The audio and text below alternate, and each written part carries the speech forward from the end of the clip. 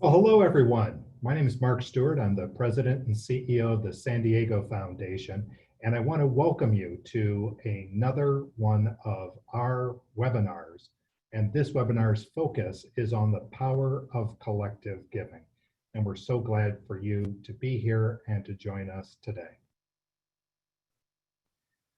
We have a great lineup of some really wonderful speakers with us, and I'm just so happy that we could have this great group who you see listed on the screen here today. It's really quite a talented team that we have, and I think we're all going to learn quite a bit from them. Of course, I think all of us are 3 months long into this incredible world of doing everything virtually. And so what I'd ask you all to do is please make sure that you have muted yourself unless you're called upon for a question. Please do so.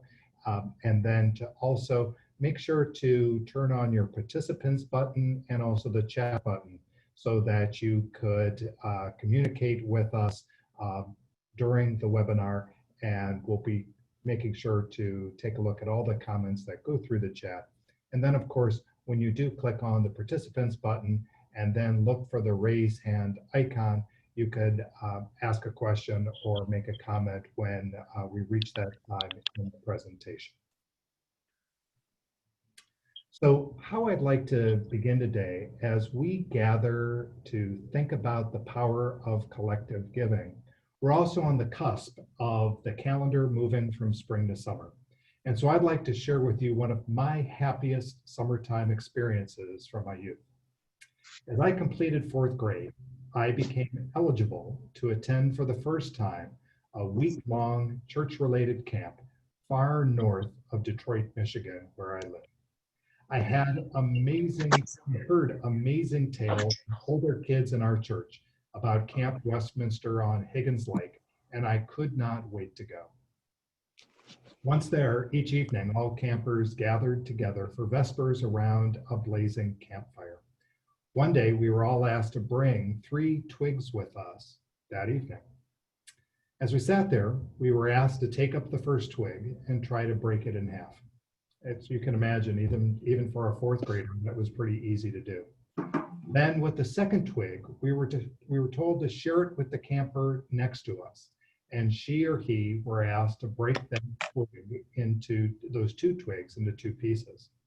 It was a little tougher, but as you can imagine, just about everyone was able to do so. Finally, we were asked to pass the remaining twig to the camper at the end of our row. That lucky kid was asked to break this great big handful of twigs into 2 pieces. As you can imagine, none of them could. It was a very early but poignant lesson for me about the power of community. Alone, we can be easily broken, but acting together, we can be a mighty and unbreakable force for good. So today, we've assembled a great and smart and wise group of panelists who are together going to talk about the power of collective giving. And I'm so happy because they're all experts at doing so. So first, I'm happy to introduce one of my new best colleagues in San Diego. Sarah Lyman joined Alliance Healthcare from the state of Washington, and she joined Alliance Healthcare just prior to my joining the San Diego Foundation. We've been together on a number of different initiatives, and Sarah is a very keen and indispensable member of the San Diego COVID-19 Community Response Funds Granting Committee. That really is kind of our first level of authority and processing of all the grants that we have been able to make through the COVID-19 funds so far. So I know you're going to enjoy Sarah. She's just a gifted leader for Alliance Healthcare. And so welcome, Sarah. Thank you, Mark. Thank you for those kind words and thoughtful introduction. It's a pleasure to be here with all of you this afternoon. As Mark mentioned, I'm the Executive Director for Alliance Healthcare Foundation, and we serve San Diego and Imperial counties. We're focused on improving health and wellness for vulnerable populations in both those regions as a grant maker and also as an impact investor. And I'm really pleased to have the opportunity to join this conversation today and just highlight our partnership with the San Diego Foundation and so many others in a collective giving strategy that really leverages the unique talents and the core competencies of each of us, but in particular of the San Diego Foundation.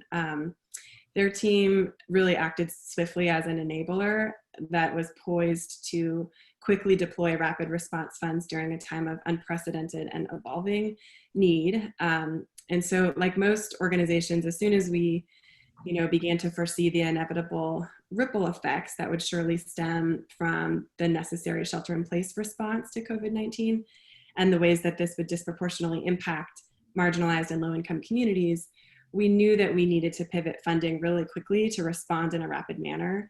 And we also knew that the scale of resources needed would far outstrip what we could possibly provide. And so at the same time, we were contacted really quickly and early by Mark Stuart at the San Diego Foundation to join them and SDG&E and others in launching the COVID-19 response fund that they were mobilized to start.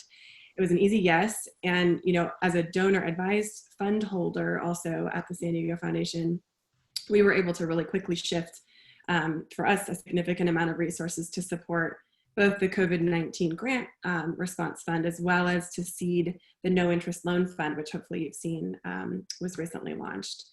And I'm so grateful for the San Diego Foundation staff and team for their efforts to field and respond to hundreds of requests, as you can imagine, and meet the needs of vulnerable populations, and then the nonprofit organizations providing really critical safety net services and supplies at greater levels than many were prepared to handle without additional resources. As Mark mentioned, I'm happy to be a member of the grants committee, and so I have the opportunity to see firsthand how hard the team is working. And just to illustrate that point, I think as of now, there's well over 150 grants have been made, totaling about $15 million, which is, as you can imagine, a really heavy lift in a short period of time. And, they're ranging from basic needs, food security, financial assistance, income, rent and utility assistance, childcare, medical support, and also addressing the digital divide. Sometimes I'm really frustrated by how rarely foundations and philanthropists come together to do joint grant making strategies. We often expect everyone else to collaborate, but we're not always that good at it ourselves. And sometimes, there's this need for us to have our own organizational stamp on things. And I think the COVID-19 was a really important catalyst that accelerated our local philanthropic collaborations in a big way. And while COVID certainly illuminated, the massive inequities that we've tolerated for far too long in this country, we've been struggling with them for generations. So I think collective giving strategies are one muscle, one tool that we need to practice more as a sector if we really want to make a meaningful dent in the issues of systemic racism, implicit bias, poverty, etc. I'll wrap up by sharing a few specific ways that, from my perspective, being part of a collective giving strategy really was beneficial to Alliance. First, obviously, we were able to leverage our limited dollars by pooling them with others. We also, I think, reduced the risk of duplication or miscoordination during the initial frenzy of response efforts, which really helped increase our ability to ensure that funds were distributed in an equitable fashion to the organizations that needed them most. And then on many occasions, we've, I think, collectively been able to leverage multiple organizations' strengths and networks from within this collective giving pool, from folks that had contacts to support technology donations to address the digital divide, or others with deep insights about some of the smaller grassroots organizations that not all funders may have been familiar with, but who provide critical, trusted support to underserved populations. One more example, we were able to lend our impact team to do a more in-depth data analysis of the COVID-19 response funding to date that helped identify gaps or patterns that could inform our future giving, and also potential outreach opportunities that we wanted to activate to ensure the hardest hit communities were really being supported. by having the San Diego Foundation play the role that they play in the rapid response efforts, it also really allowed us to focus our own internal staff energy on other areas where we could uniquely add value. And then I think one of the last things that I would highlight is that as we begin to emerge from the immediate short-term crisis response and the conversation begins to shift towards discussions around what's next, how do we build resiliency and recovery efforts towards a more equitable economy in the future, we're also sharing resources and connections among one another and learning in more proactive ways than we probably would have prior to this collective giving strategy. So I could continue to elaborate, but obviously I'm hugely grateful to the San Diego Foundation for their work on this front, to the other funders who stepped up in a big way to make a meaningful difference during this time. And I'm also grateful for a deeper partnership that I know will lead to other increased impact in the future. So while Mark and the team have done a fantastic job of raising awareness and raising funds for both the grant fund as also the no interest loan fund, as you know, the need is still enormous and quite frankly, game-changing. And so we have a lot more work to do together, and I'm just really grateful for the opportunity to participate today, share with you why I think collective giving is a really important tool, and would be more than happy to chat with anybody offline about our experiences or share any other resources. So thanks for the invitation, Mark. I'll kick it back to you. Thanks so much, Sarah. And hopefully, as all of you had a chance to hear from Sarah, you can understand my great esteem for her as a colleague and champion here in San Diego for collective giving. In February 2019, when I had my first opportunity to talk with and present to the San Diego Foundation's Board of Governors, I immediately shared with them what I thought as an outsider were its crown jewels. And among the things that I believe just burnished so brightly for the San Diego Foundation and for then San Diego and our region as a whole were the incredible supporting organizations and regional affiliates that have been a part of the San Diego Foundation for many years. And of course, one of our very best supporting organizations with which we've had such a long and profound relationship is the San Diego Women's Foundation. And the San Diego Women's Foundation is ably led by Katie Sawyer. Katie is a whirligig of energy, talent, and wisdom for the Women's Foundation. As someone who is just so dedicated to its work, whenever I leave here at night at the San Diego Foundation, I can generally count on Katie being here, either finishing up her day or getting ready for activities, meetings, and planning opportunities with her board at the Women's Foundation. So I'm very pleased to turn our webinar now over to Katie Sawyer. Thank you, Mark. The hours go fast when you love what you do. And I'm very, very lucky to get to work with the phenomenal women of the Women's Foundation. And we are so grateful to the San Diego Foundation for our partnership in so many ways. I also always like to call out that I'm not just a staff member at the San Diego Women's Foundation, but I'm a dues paying member as well, because I believe so strongly in the power of collective giving. And I wanted to start today with a little bit of broader context about the growth and impact of the collective giving movement, in particular looking at examples of giving circle models. So the current movement of formal collective giving really started in 1998 with the founding of the Washington Women's Foundation in Seattle. That said, I always like to call out that collective giving has been happening forever between groups of friends, neighborhoods, faith-based groups, coming together to support community members in need, and particularly communities of color across the United States have a rich and long history of collective giving. But kind of the current rise of formal collective giving organizations really gained steam with the founding of the Washington Women's Foundation. And following in their footsteps, the San Diego Women's Foundation was founded in 2000, and thousands of giving circles and collective giving organizations have been established over the past 2 decades across the country. And they've had big impact. The number of giving circles has tripled since 2007, so it's still a growing movement. And the total impact of our grant making is over $1 billion since 2000, which is almost certainly a low estimate given that that's a number from, I think, 2014. And it's also only including the totals from giving circles and collective giving organizations that were reporting through the study that was done. So it's almost certainly an even larger than $1 billion impact now. And the impact of giving circles isn't just dollars and head counts, but we know that members of giving circles are savvy philanthropists, both in our collective philanthropy that we do together as circles and in individual philanthropy as well. Giving circle members give strategically, focus on things like equality and equity, and give to kind of the messy but important work of things, advocacy and infrastructure. So the data shows that through the philanthropic education and engagement that members of giving circles get by dint of their membership, we become more sophisticated donors in our individual philanthropy as well, which just amplifies the power of the movement and connected philanthropy. And collective giving has really, in the United States, been a women-led movement. It started with women's organizations, but now we're seeing that model being replicated in other groups with shared interest as well, as we'll learn from Trudy and Jack in just a few minutes.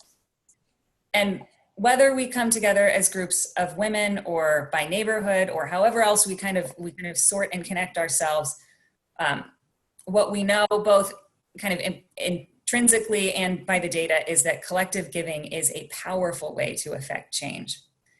And to look a little more closely at our specific model as the San Diego Women's Foundation, I will turn it over now to our fearless leader, our president, Susan Howe, to share specifically about the San Diego Women's Foundation. Great. Thank you so much, Katie. And thank you to the San Diego Foundation for inviting me to participate in this webinar. And we're just truly honored to be here and to be part of a important national movement of collective giving circles, and then also to be a leader in collective giving here in San Diego.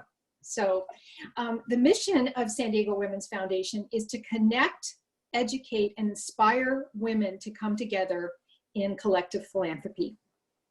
And we feel very important that pooled philanthropy enables us to accomplish so much more than we would if we were just individuals. Since our founding 20 years ago, we're celebrating our 20th anniversary right now this year, we've engaged 600 women in shared learning and philanthropy. And I'm pleased to report that with this latest grant cycle that just went out, we have donated more than $4 million since 2000. And through those gifts, we have impacted 100 nonprofit programs throughout San Diego County. We've also grown our endowment to $3.6 million, which will enable us to continue our important work for many years to come. And then one of the other things that we've done recently is we've teamed up with two other collective giving organizations, San Diego Social Venture Partners. We've done partner grants with them, and then we're looking to expand our collaborative efforts by working with the Latina Giving Circle around the area of racial justice, which is a hot topic right now. So look for that coming down the pike. So we believe that engaging our members in philanthropy is the way to go. So we do that. First of all, we're a fun organization. We have regular social gatherings, and during this virtual time, all those social gatherings, of course, are done online, but we have had record attendance with our members, even though we can't come together in person. And then we also do throughout the year philanthropic education. And that focuses on our helping our members become better informed about philanthropic best practices. Then we also do issue-specific education, which focuses on our grant topic for that particular year. We choose a different grant topic every year, so we get our members up to speed before they start reviewing proposals. And then this coming year, we will be rolling out a new equity learning track. We did a program on implicit bias a few months ago that was hugely popular. I think we had 75 or 100 of our members and women from other collective giving circles around San Diego join us for that important program. And then we also, a big part of what we do is we try to grow our leadership from within. So we provide opportunities for our members to join our board and our committees and look for ways for our members, especially our young philanthropist group, to step into their power as philanthropists and as community leaders. So we offer a lot of training to our members. And then also our annual grant process is very thorough, very well thought out, and throughout every step of that process, we provide training to our members in how to review grants and make the best decisions together. So everything's member driven. And then our annual grant process is really the heart of what we do. It's what attracts most women to want to join the San Diego Women's Foundation. And each year we vote on a topic. And in recent years, we've really been drilling down onto some very nitty gritty, important issues facing San Diego, such as this year where we've just granted funds to refugees, asylum seekers, and asylees. And then it's also a democratic process. And so our members have a chance to vote, one vote per member. Everything stays locally here in San Diego. As you can see from the map, we've granted all over San Diego County. And in this latest grant cycle, in response to the changing scene in San Diego with the pressing issues of COVID-19, we have been trending towards unrestricted operating dollars for our grantees and moving towards a trust-based philanthropy model. So to date, as I said, we've granted $4 million. And this last grant round was our record all-time giving, total of $380,000. And $255,000 of that was grant dollars from our membership pool. And then the San Diego Foundation matched those funds with another $125,000 for a total of $380,000. And that enabled us to provide grants to funds to 8 worthy nonprofit organizations. So that's kind of what our impact is. And the cool thing about the San Diego Women's Foundation is it's an organization of women who aren't afraid to tackle tough topics, everything from human trafficking, youth homelessness, refugees, you name it, we take that on. And I would just like to encourage anyone who's interested in learning more about our organization to join us on June 23rd. We'll be holding a virtual grant celebration since we couldn't hand out the checks in person. And it's a great way to get to know the San Diego Women's Foundation. So thank you, to the San Diego Foundation for giving us this opportunity to share our story. And at this time, I'd like to turn it over to Trudi Armstrong, who will share a different model around the regional affiliates. Thank you. Susan, thanks so much. And thanks for all the great work you've done in your leadership role this last year of the Women's Foundation. Oh, my pleasure. Thank you. As Katie said and mentioned, that collective giving has been around forever. However, the more sophisticated hybrid model of philanthropy that is place-based or community-based, coupled with a larger community foundation, such as our model with the San Diego Foundation, really began to take root and take hold and evolve in the early 2000s. The San Diego Foundation has always been in the forefront of leadership and very progressive in quickly adapting to new movements within philanthropy. And with Jack Raymond, during his leadership tenure as our Board of Governors chair, he's going to speak with you shortly, he helped to determine that it was critical that the San Diego Foundation be in this space, especially with our region as diverse and as spread out as it is. We are fashioned closely after the Women's Foundation. The affiliate program really began developing right after the Women's Foundation was established, and it really took hold in 2006. So we'll celebrate 15 years and then 14 years of grant making, as it takes about a year to establish the assets that you need to grant. The model is the same as the Women's Foundation, where half of membership donation goes into a permanent endowment and half of it goes to immediate grant making. And the endowments will support this region in perpetuity. The extraordinary grant making process that Susan referred to is something that we do as well. We know that people like to give where they live, that place-based philanthropy is critically important to our region. The regional affiliate model is based on the collaboration between community leaders and the San Diego Foundation. And it provides a tremendous economy of scale. It allows the communities to have their own collective giving foundation under their leadership. Each of our affiliates has their own board, their own grant making committee, their membership committees, and any other committee that they deem necessary. And all of the decisions are made locally. They determine their own grant making, they determine their governance.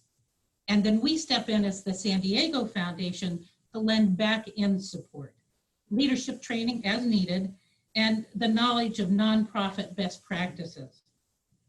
Community philanthropy success is based on the premise that all communities have their own special assets. And I'm not talking just about the money, but importantly, the non-financial factors, the skills and the knowledge, the community leadership, the networks that they bring. And when you pool all of this together, it builds better and stronger communities. When a group of passionate people come together to establish a community of collective giving, they do more than create philanthropy. They're making a promise. They're making a promise to their community, to their family, to their friends. They're promising new resources of permanent income by their own community, for their own community, and toward the unique critical community needs that they have. Most importantly, they're promising a culture of philanthropy, of giving and passion for everything that is extraordinary about their own specific communities. And because we have such a diverse region, we have 8 different community foundations spread out around the region. And the first one that I'm going to talk about is Ramona. And Travis, if you'd go back a slide so people can see where the Ramona Community Foundation is in East County. And it's a rural, so you can imagine they focus primarily on rural type issues. Then Escondido, you can see, sits kind of in the middle of the North County region, and it supports one of the oldest cities in the San Diego region. And it has a very diverse population, so therefore a very diverse set of needs. And just to the south of that is Rancho Bernardo.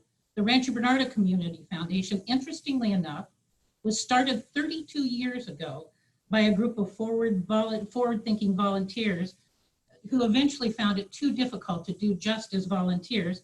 So they brought those funds to the San Diego Foundation and became part of our family of funds here at the foundation in 1996. And then as the affiliate program developed, they became a member of our affiliate-based program. And then right next door to Rancho Bernardo is 4S Ranch. And 4S Ranch and Del Sur have their own community foundation, and it was really started by a group of young professionals and young parents. So their focus is primarily on youth and on schools. And then we move over to the coast where we have 2 cities on the coast in North County, Carlsbad and Oceanside. Oceanside has a large military presence, so you can imagine a lot of their needs are based on military needs. And then as we move down the coast, we move into La Jolla, and their passion is to enhance the look of La Jolla. And emanating from their original art colony that they were at one time, they started a massive mural project with world-renowned artists actually painting the murals. And this gained and garnered a really national attention. And they now are focusing on and re-envisioning their city.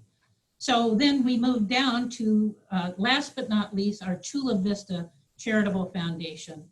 And they are serving the 2nd largest city next to the city of San Diego in the San Diego region. So you can see that each affiliate has its own identity and its own set of unique needs and certainly their own passions. And they've made an incredible impact in our region. Together, the affiliates have granted $6.8 million since their first grant in 2007. They've built an endowment of $5.4 million that will support this region in perpetuity.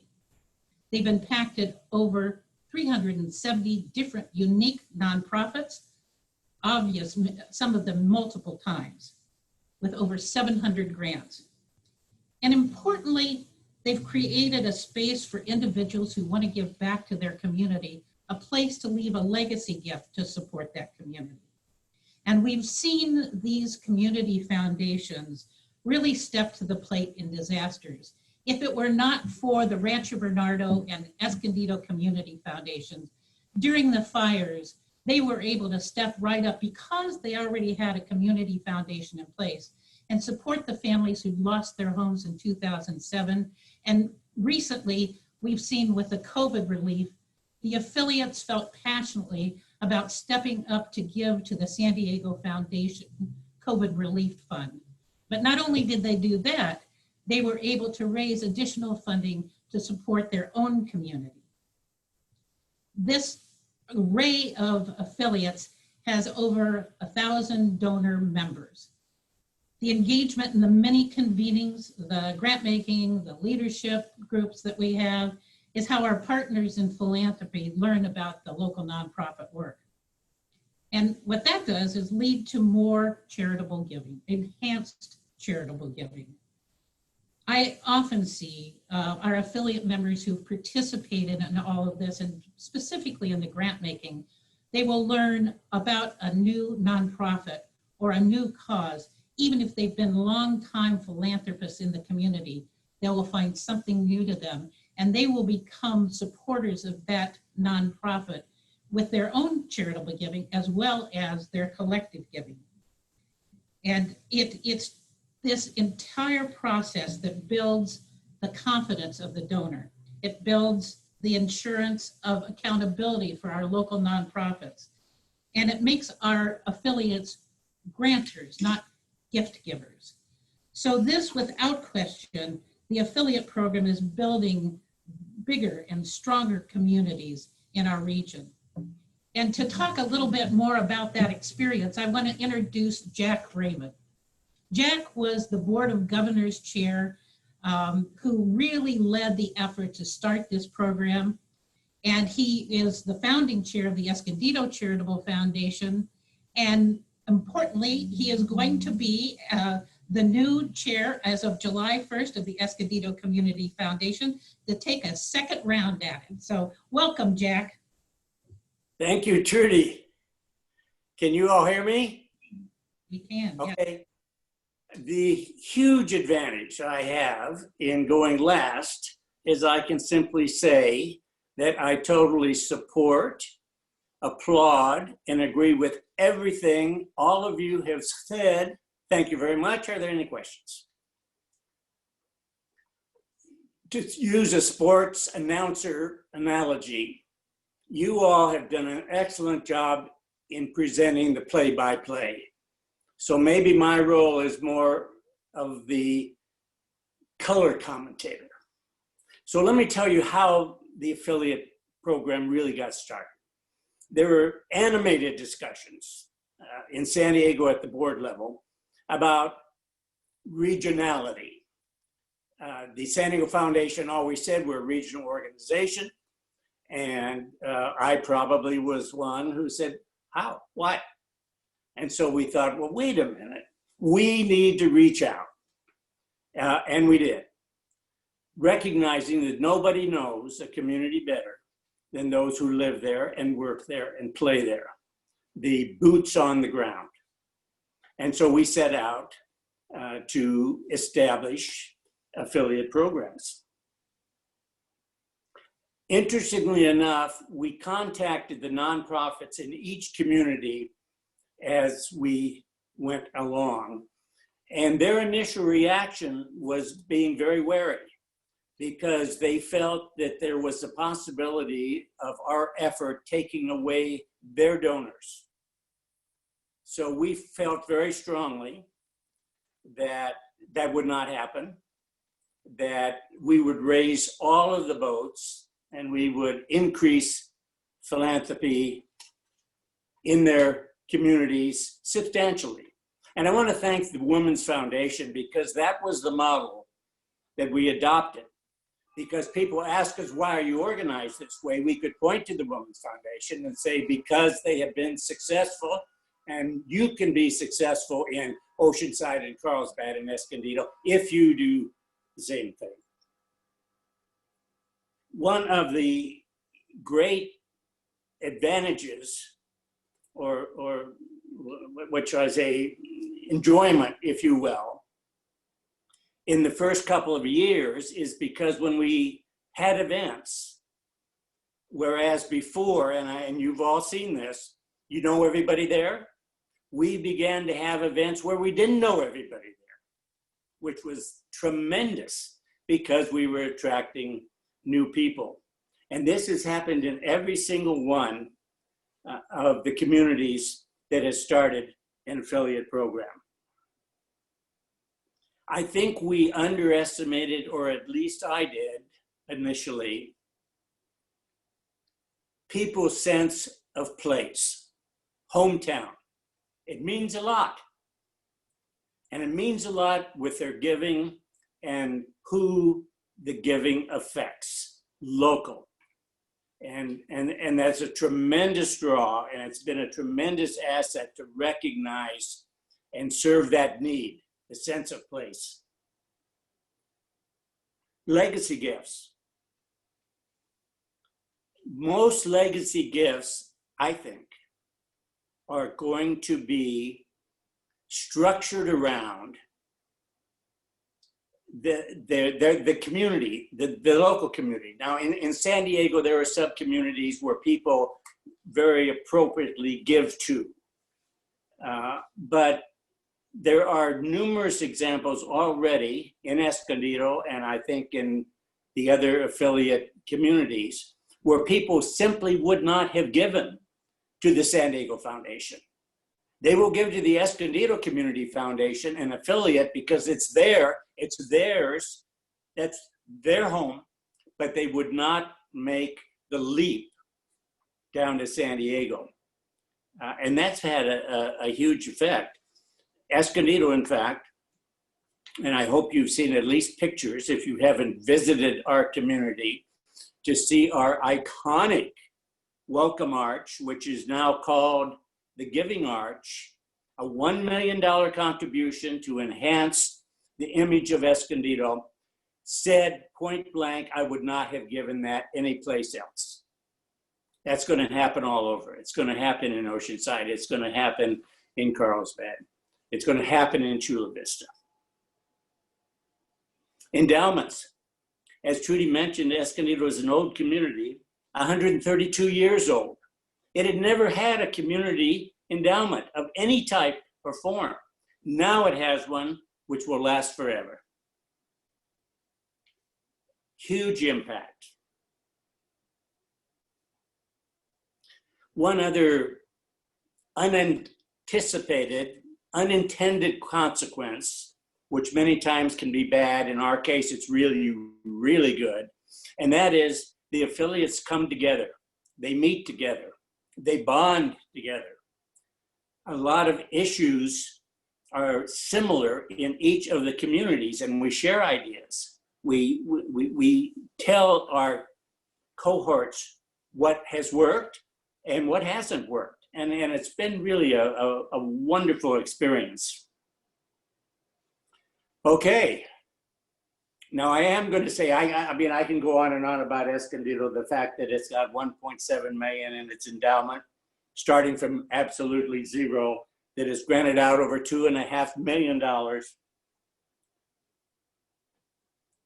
that we supported the 2007-2009 fire relief efforts quickly and locally. We've supported the COVID relief for the region, as well as a COVID relief program just within our community, which we have funded at $100,000. And we've inspired others to invest in our community, as has every other affiliate. Thank you for the time. It's an honor to participate with you. I'm finished. Thank you. Jack, thank you so much. And thank you for your leadership of the San Diego Foundation during your tenure as our Board of Governors Chair. I want to take this time to introduce Brian Zumbano, who is our Chief Development and Stewardship Officer at the San Diego Foundation. Brian, would you take it away? Thanks, Trudy. And thanks everyone for joining. Obviously, a great collection of panelists here talking about all the amazing impact collective giving can have. And I usually have the opportunity to talk about how you can help. And this time I think it's easier than usual. Give to one of these organizations. The Women's Foundation, you heard from Katie and Susan, and all the amazing impact they make, and from Trudy and Jack about the regional affiliates. I myself am a proud member of the Carlsbad Community Foundation, and it means a great deal to me to give back to where I live, where my children grow up, where my family is. And if you have not yet had that privilege to have that feeling, you have the opportunity to, please do.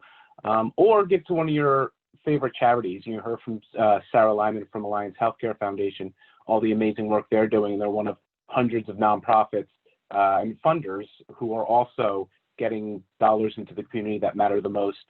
And when you do, we all know we have a soft spot in our heart for the programs of the nonprofits that really do the great work we do. But think about giving general operating support. Our nonprofits are really feeling the impacts of reduced fundraising and reduced revenue streams these days. So if you have the opportunity to give general operating support, help them get through these times, help them get back to where they can make the significant impact they do, that is a great idea. Please contact us if you have questions about that, or if you want to open a fund or an opportunity to make more impact with your philanthropy. So there's a lot of great ways to help our community. And please know, with the impact of COVID-19, we are at unfortunately, the beginning of a long process of raising and granting dollars out to those who need it, not anywhere near the end of one. Our COVID-19 Community Response Fund raised about $16.5 million and is granted out more than 12, and will grant out the totality of it by the end of the day. But there's still tens of millions of more dollars in need that we see through the applications to our fund. And this is going to be a very long-term, I think Sarah mentioned, we're starting to think about what long-term resiliency looks like. So if you can, please contribute. If you have nonprofits you need to support, please do. So this is a great opportunity for questions. Had a great group. Oh, we already have come pop it up. So if you have questions, please go to our chat section. I will read them off and make sure we have a proper person responding to it. Let's see. So someone had mentioned, can you discuss collective giving trends? Where do you see it 10 years from now? What factors do you feel ensure a successful model? I will start with Trudy, but then ask that anyone else with thoughts on that topic, please do say. Well, as we've seen in the past, collective giving is only growing. And as more and more individuals understand that they can come together for just about any purpose, and Katie mentioned that as well, that I think it is such a powerful thing to be able to pool your funds to make such a difference. And when you can give $10 and it becomes $1,000, or when you give $1,000 and it can become $500,000 to make an impact on a passion that you have, it's only going to grow. And I think the factors that are successful are passionate people. And we certainly have a great number of passionate people in our region. Katie, what are your thoughts on this? Well, I agree with you, as I so often do, Trudy. I will say, I think what we're continuing to see with collective giving is that as giving circles and collective giving organizations grow and proliferate, we are also seeing increased diversification. So it's kind of the democratization of philanthropy in some ways, right? You don't have to be able to write a six-figure check yourself to have a six-figure impact in your community. And I think collective giving organizations are doing a great job of both increasing in number and growing in terms of diversity of our membership too, engaging younger philanthropists. We're seeing groups like the Latina Giving Circle, founded a few years ago. I would also say that we know that collective giving organizations are really leading the way in best practice. So as kind of the trust-based philanthropy model emerges as really kind of the gold standard of way to have impact in your community, collective giving organizations are leading the way because we tend to be pretty nimble. So I see and hope that collective giving organizations will continue to, as Susan mentioned, we did this year, lean into trust-based philanthropy, making unrestricted grants, building relationships with nonprofits in the community. So I see that continuing to grow in that direction, which is a phenomenal thing, not just for our organizations, but for our communities as a whole.